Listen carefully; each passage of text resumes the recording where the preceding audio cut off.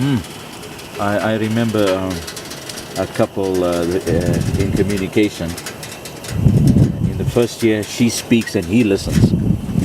The second year, he speaks and she listens. And the next year, they both speak and the neighbors listen. That's something. I call that communication deterioration. So communication is here very important. Now, I've actually witnessed you and Jack, and I love your communication. Keep it that way. It's so nice to hear the Filipino word for love, mahal, you know. Mahal. Yeah. Edna said to George, "You never tell me that you love me." And so George says, "Well, Edna, when I got married to you, I told you that I love you. And if I should ever change my mind, I'll let you know."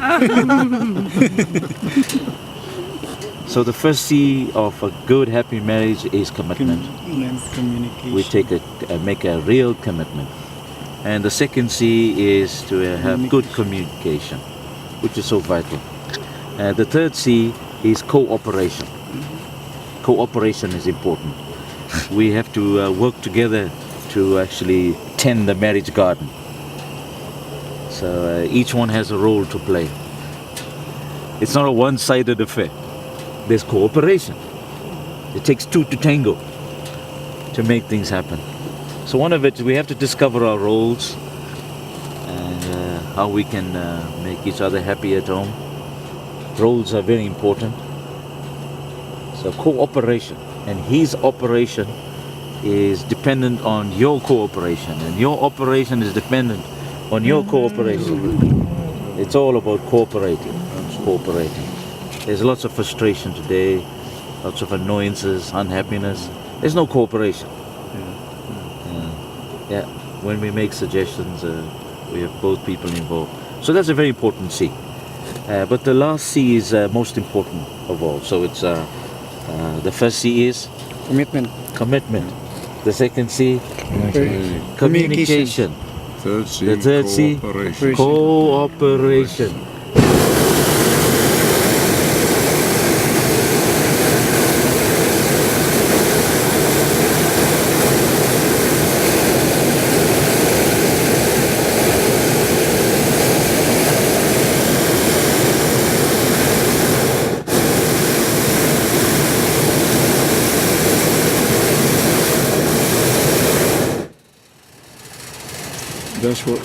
That's what I've been saying, how beautiful and serene it is up here. Yeah, no more wind.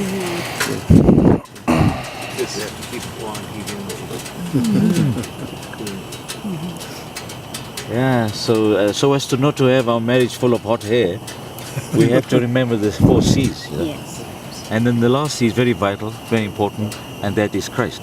Christ. Absolutely, Without Christ, I tell you, our lives are empty, helpless, and hopeless. With Christ, we are enabled, we are strengthened to keep our marriage vows. And marriage vows is the most important issue. Are you faithful to your marriage vows? And so Christ is so important and vital. You know. Without Christ, life can be helpless and hopeless, like a ship without a sail, or like an air balloon without hot air. Without air. Without hot air. So keep your focus. May He be the center of your life. There's a lovely song that says, "Jesus, you are the center of my joy. All that's good and perfect comes from you. You are my heart's contentment and hope for all I do. Jesus, you are the center of my joy." And many folk are seeing that in the world today, that the missing link to life is leaving Christ out.